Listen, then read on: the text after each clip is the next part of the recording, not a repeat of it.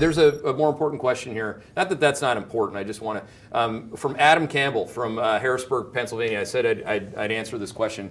He yesterday said, hey, look, if you answer this question, I'm going to donate $2,500 to Hedgeye Cares. Oh, nice. Okay. Which is, I mean, that's, you didn't have to do that, Adam. I very much appreciate it, but again, I want to thank all of you who donated to Hedgeye Cares in the last, particularly on Giving Day. I didn't see Wall Street doing a heck of a lot of giving yesterday, but I saw Hedgeye Nation rising up big time. So Adam, thank you.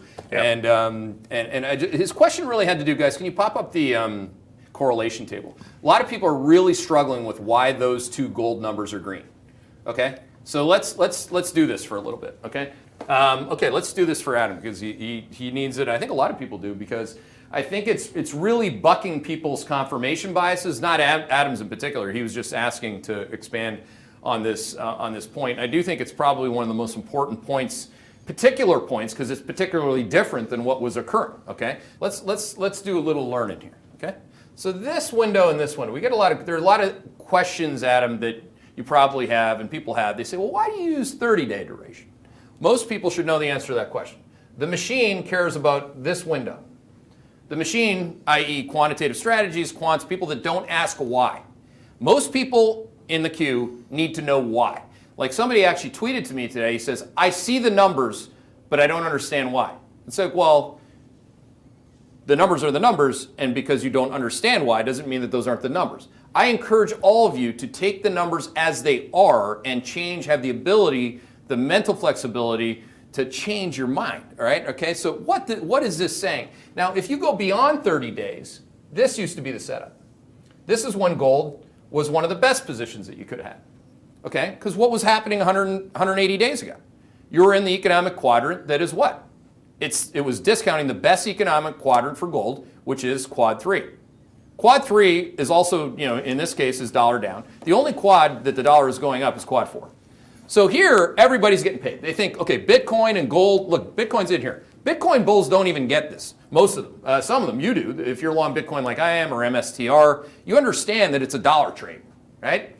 There's all these different stories about why it's other things, but it's predominantly a dollar trade. So again, that's why you have Bitcoin, gold, commodities, oil, and S&P 500. There's a lot of stuff in there, okay? Now, and as you go through time, the market starts to figure out what quad you're going to, right? It's like, oh, shit. Right here, look at this. It went positive. Everything else is still negative, not as negative. But then in the 30-day window that's sufficiently negative, see, negative, all negative. But this one's positive. So what is that saying? That's saying that if the dollar goes down faster, inflation's going to go up faster. All these things are going to go up faster. Anything that inflates, which includes stocks, commodities, and Bitcoins. Okay? But if the dollar's going down faster, it's more obviously quad 2. So it's a particular time in economic history, and some people are like, well, I looked at my backtest table from Darius, and it says every quad you buy gold. Conditionally, no. Not when you came from here to here to here. You're going, again, conditionally. That's why we show, it was in the prior slide 8 of the macro deck, and people where we're showing conditional probabilities. So we conditionally weight what gold does. And even if gold wasn't doing what the backtest says that it does historically, we're on the eve, slide 88, of the dollar breaking down monumentally from a mega cycle high. Okay? So inflation can go up a lot in a very narrow window of time. Very narrow window of time. And this is what I think the MMT people, certainly Powell's not going to get right, because they think that this happens in terms of the average of things. Now, it's going to happen in a particular point in time when you're in quad 2, and inflation's going to look much higher, much faster than most people are prepared for.